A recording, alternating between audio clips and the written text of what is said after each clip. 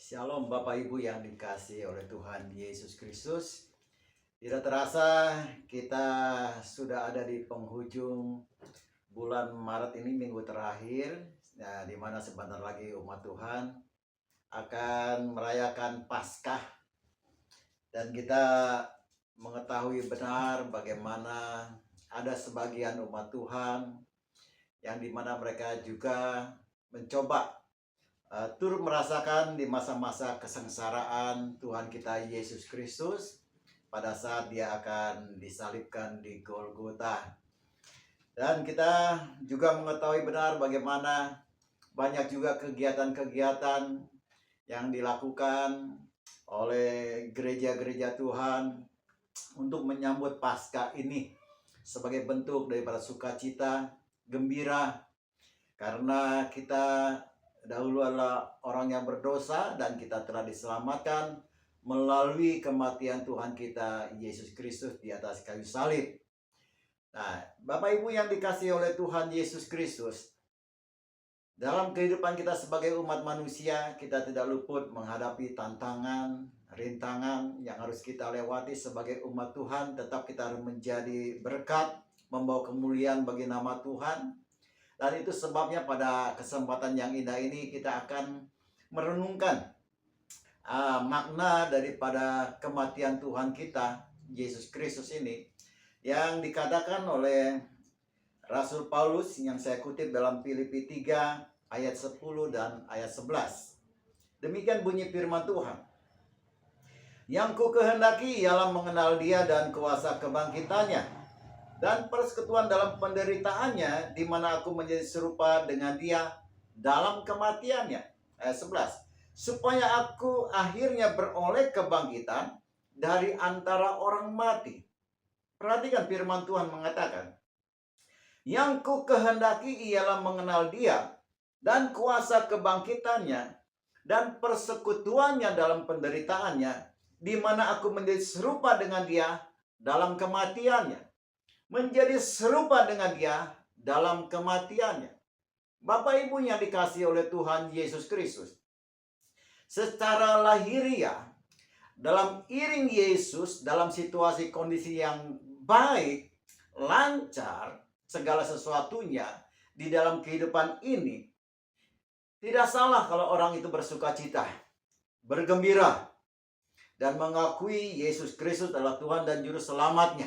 Demikianlah yang sering kita dengar jikalau mereka hidup dalam keadaan baik-baik saja. Ya, baik dalam rumah tangganya juga baik keadaannya satu dengan yang lain. Usaha bisnisnya lancar. Studi pendidikannya juga baik dan lancar, tidak ada gangguan apapun. Demikian kesehatannya dan lain sebagainya. Tentu akan mudah bagi orang tersebut, dia akan mengaminkan ataupun dia akan selalu mengatakan bahwa Tuhan itu baik. Ya. Nah, tapi bagaimana pertanyaan ini kalau terjadi bila mana dalam situasi keadaan hidupnya, ya, dia terpuruk, usaha bisnisnya mungkin anjlok, pendidikannya juga mungkin ya kurang baik lah boleh dapat dikatakan. Bagaimana dengan keluarganya juga mungkin ya sedikit ada permasalahan. Bagaimana? Apakah orang ini akan mengatakan bahwa Tuhan itu baik? Apakah dia tetap akan mengakui dalam langkah kehidupannya bahwa Yesus Kristus adalah Tuhan dan Juru Selamatnya? Nah, Bapak Ibu yang dikasihi oleh Tuhan Yesus Kristus, pertanyaan ini juga datang kepada kita sekalian sebagai orang yang percaya kepada Dia, yang mengakui bahwa Dia adalah Tuhan dan Juru Selamat kita masing-masing, karena Dialah sumber kehidupan bagi kita. Tanpa Dia, kita tidak menikmati damai sukacita yang daripada sorga. Tetapi dalam langkah kehidupan nyata dalam saat-saat ini, Bapak Ibu yang dikasihi oleh Tuhan, betapa mudahnya bila mana orang ini dia segala sesuatu dalam keadaan baik-baik dan lancar dalam segala bidang dalam hidupnya, ya, dia bisa mengikuti Yesus atau dapat mengikuti Tuhan Yesus dengan riang dan gembira. Tetapi bila mana dia menghadapi tantangan yang sulit, terpuruk, baik kesehatannya, baik juga dalam rumah tangga ataupun dalam keuangannya, Apakah orang ini akan bisa sanggup tetap mengatakan Yesus Kristus adalah Tuhan dan Juru Selamatnya yang dia cintai? Nah, Bapak Ibu, permasalahan ini juga perlu ditanyakan dalam kehidupan kita. Selaku kita ingin iring Yesus selama-lamanya, dalam situasi kondisi apapun juga.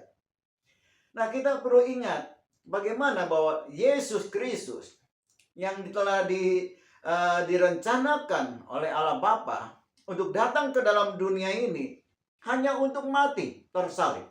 Itulah tujuan utama Yesus Kristus datang ke dalam dunia. Itu sebabnya Alkitab menjelaskan dengan begitu baik dan indahnya bahwa Kristus dan salibnya adalah satu. Jadi Kristus dia datang ke dalam dunia untuk tersalib menebus dosa Bapak Ibu dengan saya. Jadi dia datang ke dalam dunia adalah untuk mati tersalib bagi umat manusia. Nah, Bapak Ibu yang dikasihi oleh Tuhan, kalau kita berbicara tentang kematian, mati tentu sesuatu yang tidak enak, ya, tidak nyaman untuk kita membahasnya, dan juga kita kurang memahami benar saat-saat kematian tersebut, seolah-olah kita ini ingin menjauh, ya, ingin menghindar daripada kata-kata kematian ini. Tetapi Alkitab sekali lagi mengatakan bahwa dalam Paskah ini Yesus mati tersalib bagi kita sebagai korban, ya, sebagai korban keselamatan bagi orang yang mau selamat dalam hidupnya. Itu sebabnya Bapak Ibu yang dikasihi oleh Tuhan Yesus Kristus, kematian ini yang perlu kita pahami benar selaku orang-orang rohani di dalam Yesus Kristus. Kalau kita berbicara tentang kematian, ini bukan berbicara tentang kematian secara lahiriah, tapi kita berbicara kematian daripada hal-hal kehidupan daging kita, ataupun dosa yang sudah menjadi daging dalam kehidupan kita. Sehingga dalam langkah kehidupan kita, hampir setiap hari kita berhadapan dengan dosa-dosa kejahatan.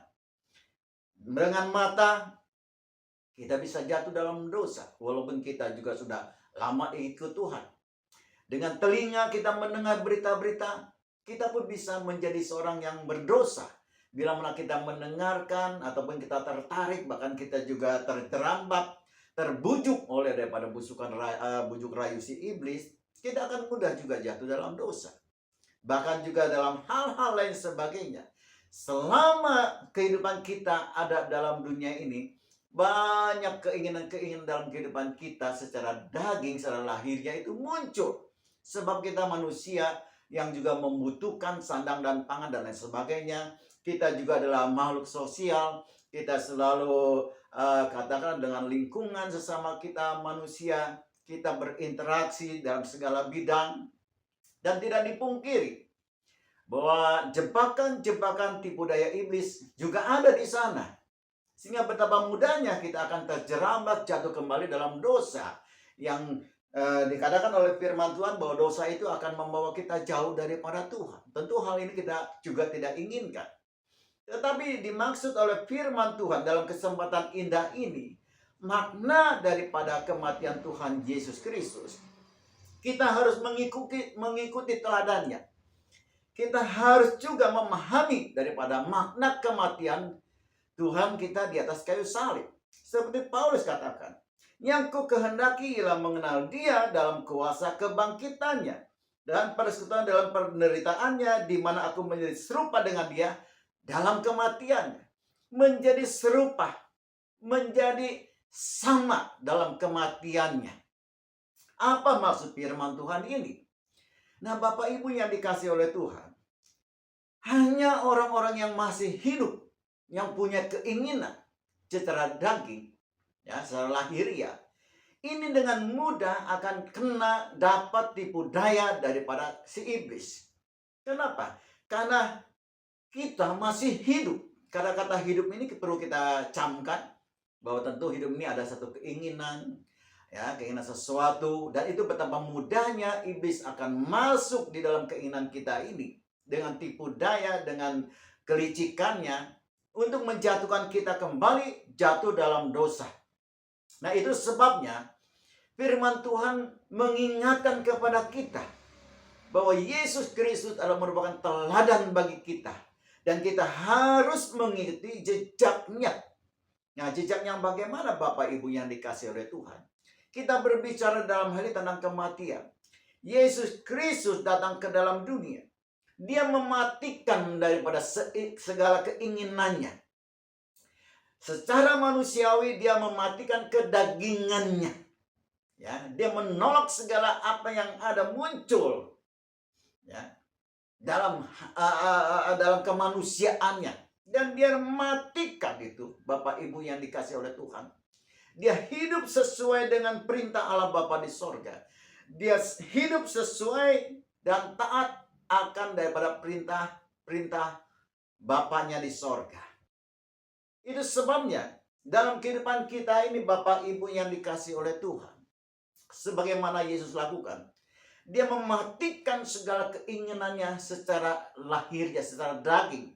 Kemudian dia berjalan dalam perkara rohani, dan kita tahu benar dia akhirnya dibaptis oleh Yohanes Pembaptis di Sungai Yordan. Inilah yang menggambarkan, dikatakan oleh Paulus dalam Roma pasal yang ke-6 ayat 1 dan juga 2 dan 3, dikatakan di sana bahwa baptisan itu melambangkan kematian. Ya. Baptisan itu melambangkan kematian. Dan Yesus Kristus dia melakukan hal ini adalah dia mematikan daripada segala keinginan secara kemanusiaannya. Dan dia matikan. Dia berjalan walaupun tidak boleh katakan sepenuhnya pada saat dia dibaptis, dia mematikan segala keinginan bahkan tubuhnya. Ini dalam proses terus berjalan. Setelah dibaptis, dia melayani bla bla bla bla bla bla sampai endingnya di atas kayu salib di Golgota. Dan benar-benar di Golgota tersebut kemanusiaannya diremukkan, dihancurkan, dimatikan. Sehingga dia secara manusiawi dia hidup, dan secara lahiriah dia hidup dengan mematikan segala keinginan secara rohani. Yesus Kristus. Saya mau katakan seperti contoh, ya, ilustrasi yang mengatakan ataupun kita memandang, melihat daripada orang-orang yang sudah meninggal dunia, dalam arti kata dia mati. Kita lihat di kuburan, ya, mereka tetap tertanam, jasadnya ada di sana. Dan saya mau katakan, mungkin dikatakan sebagai lelucon, bahwa iblis tidak akan mengganggu mereka yang sudah mati dalam arti kata secara lahiriah. Ya, jasadnya tetap utuh di sana. Digoda apapun tentu dia tidak akan tergoda. Ya, iblis tidak akan mengganggu orang yang sudah mati tersebut. Bisa paham Bapak Ibu yang dikasih oleh Tuhan Yesus Kristus? Nah, ini juga menggambarkan kalau kita mematikan kedagingan kita, menyalibkan sebagaimana Yesus Kristus mati disalib secara perkara rohani, mematikan segala keinginannya. Inilah yang Tuhan inginkan. Sehingga roh yang dari Tuhan akan bekerja sepenuhnya. Akan bekerja sepenuhnya, memimpin, memandu kehidupan kita dalam jalan-jalan yang Tuhan telah tentukan untuk kita melakukannya.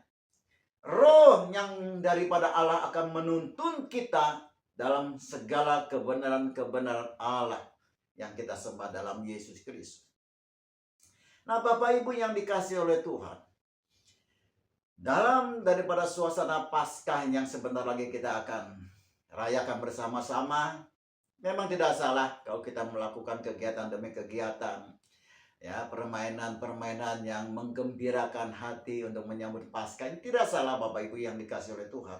Tetapi yang saya mau tekankan dalam kesempatan yang berbahagia ini, bahwa kita harus memaknai benar akan kematian Tuhan di atas kayu salib. Kita belajar juga seperti Yesus Kristus, ya, bahwa dia telah meninggalkan teladan bagi kita, teladan bagi para pengikutnya, untuk kita mengikuti jejak Tuhan yang kita sembah ini. Ya, dengan cara apa? Ya tentu kita mematikan segala keinginan kita, ya, segala kemauan kita. Ya, apa yang kita mau, apa yang kita inginkan, apa yang coba kita perjuangkan, apa yang coba kita kerjakan, tentunya bukan lagi unsur untuk menyenangkan diri sendiri. Seperti Yesus hidup di dalam dunia ini, dia tidak mencari kesenangannya sendiri, tetapi dia mencari kesenangan bagi Allah Bapa di sorga. Sehingga apa yang dia lakukan, apa yang dia kerjakan, dia merasa bahwa itu bukanlah daripada apa yang dalam keinginan, dalam arti kata keinginan dia sendiri, tetapi keinginan Allah Bapa di sorga. Nah, Bapak Ibu yang dikasih oleh Tuhan, dalam hal ini tentunya kita perlu memaknai lebih benar, lebih dalam lagi Tuhan. Selaku kita umat Tuhan yang rindu untuk menikmati hadirat Tuhan. Karena kalau kita berbicara perkara rohani ini tentu bertentangan dengan perkara lahiriah ataupun kedagingan. Itu sebabnya kita perlu hidup dipimpin oleh roh. Agar setiap langkah kita, pikiran kita, tujuan langkah hidup kita dalam hari-hari yang akan datang ini, kiranya semua berkenan di hadapan Allah Bapa di sorga. Sehingga ini memunculkan kasih sayang Tuhan, kuat kuasa Tuhan akan tercurah atas kehidupan setiap orang yang melakukan demikian, termasuk kita di dalamnya. Bila kita ingin hidup bersama dengan Tuhan, menikmati kasih, menikmati damai sukacita, menikmati perlindungannya, menikmati daripada penjagaannya, menikmati segala berkat-berkatnya. Tentu kita harus lakukan apa yang harus kita juga lakukan sebagai manusia rohani seperti Yesus Kristus lakukan. Kembali lagi Bapak Ibu yang dikasih oleh Tuhan, dia meninggalkan teladan bagi kita.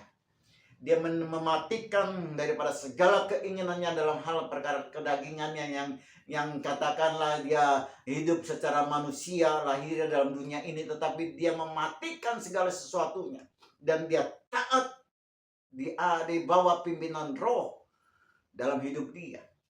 Yang pentingnya Bapak Ibu yang dikasih oleh Tuhan Yesus Kristus, jangan hanya sekedar karena kita iring Tuhan segala sesuatunya berjalan baik, lancar, kesehatan ya semua baik-baik saja, usaha pun demikian baik-baik saja, studi pun baik-baik saja, ya bagaimana dengan keluarga baik-baik saja. Memang itu keinginan kita.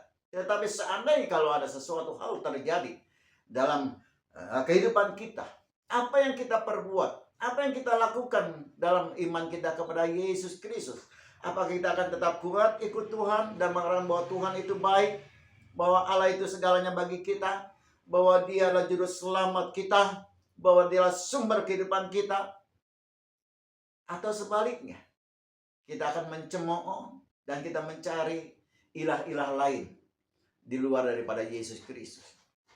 Bapak Ibu yang dikasih dalam Tuhan, saya ingatkan keselamatan hanya ada di dalam Yesus Kristus. Kalau kita sebagai orang yang percaya juga ingin menikmati segala anugerah Allah yang disediakan bagi umatnya, hiduplah dipimpin oleh roh. Matikan, salibkan daripada kedaginganmu. Salibkan segala keinginanmu. Cari kehendak Tuhan di dalamnya.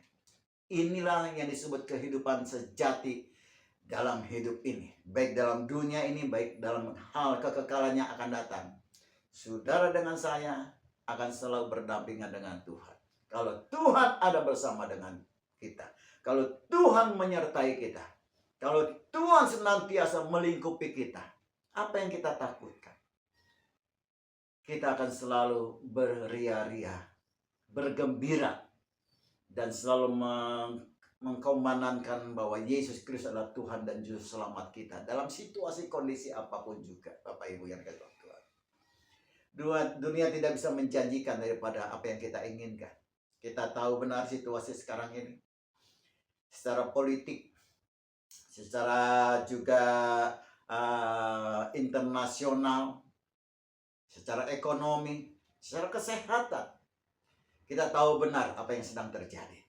Hanya dekat dengan Allah saja, hanya dekat dengan Yesus Kristus sebagai Tuhan Juru Selamat kita, kita akan aman. Kita akan selalu dipelihara olehnya. Dan kita akan menikmati daripada hari-hari yang diberkati oleh Tuhan. Ini sebabnya Paulus mengatakan, keinginanku yang ku kehendaki ialah mengenal dia dalam kuasa kebangkitannya dan persekutuan dalam penderitaannya, di mana aku menjadi serupa dengan dia dalam kematiannya. Dalam kematiannya. Ingat sekali lagi Bapak Ibu yang dikasih oleh Tuhan. Kalau kita ingin kuat iman percaya kita, matikan kedaginganmu, keinginanmu, segala apa yang engkau coba pikirkan, renungkan, segala sesuatunya dalam lahiriah, dalam kedagingan kita, matikan itu. Salibkan itu. Hidup benar sesuai dengan firman Allah katakan.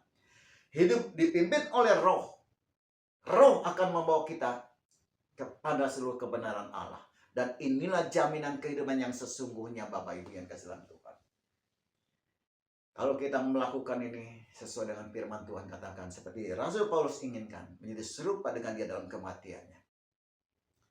Bukan berarti kita kalah. Bukan berarti kita menjadi pecundang. Bukan kita menjadi sesuatu yang dibuat sekalian kacau balau, berantakan dalam hidup kita. Tidak, Bapak Ibu yang dikasihi Tuhan. Justru dalam kematian, di dalam seperti Yesus, ya, tersalib di atas kayu salib, mematikan segala keinginan daging kita seperti Yesus lakukan. Itulah letak kemenangan secara iman orang percaya. Dan ini berkenan di mana Tuhan. Dan Tuhan memandang ini sebagai bentuk sesuatu keindahan di hadapan Tuhan. Dan Tuhan bangga memiliki kita kalau kita hidup benar di hadapan Tuhan. Nah, Bapak Ibu yang dikasih oleh Tuhan Yesus Kristus, Alkitab tetap mengatakan bahwa orang percaya akan dipelihara oleh Tuhan. Tetapi ingat Bapak Ibu yang dikasih oleh Tuhan, selagi kita hidup dalam dunia ini, tentu kita banyak perkara-perkara yang perlu kita hadapi, yang perlu kita selesaikan. Tetapi ingat, hiduplah dipimpin oleh Roh. Roh akan selalu membawa kita ke dalam kebenaran firman Tuhan dan membawa kita ke dalam anugerahnya yang ajaib, sumber kehidupan di dalam Yesus Kristus, dan dia akan melingkupi kehidupan kita dari sekarang sampai selama-lamanya. Inilah kunci keberhasilan bagi orang yang percaya. Matikan seluruh daripada keinginanmu secara lahiriah. Hiduplah dipimpin oleh Roh secara rohani. Maka itulah kunci kemenangan bagi orang yang percaya. Sekali lagi Bapak Ibu yang kasih dalam Tuhan, dalam situasi kondisi apapun juga, baik engkau diberkati, mungkin juga engkau belum menikmati berkat itu. Apa yang engkau inginkan belum terjadi dalam kehidupanmu. Allah seperti dia. Dialah namanya Yesus Kristus sekarang dan selama-lamanya. Dan berbahagialah orang yang senantiasa melakukan firman Allah dalam hidup ini. Dimanapun Bapak Ibu berada, di kota, di desa, di pegunungan sekalipun, engkau akan dipelihara oleh Tuhan. Lakukanlah sesuai dengan firman Tuhan.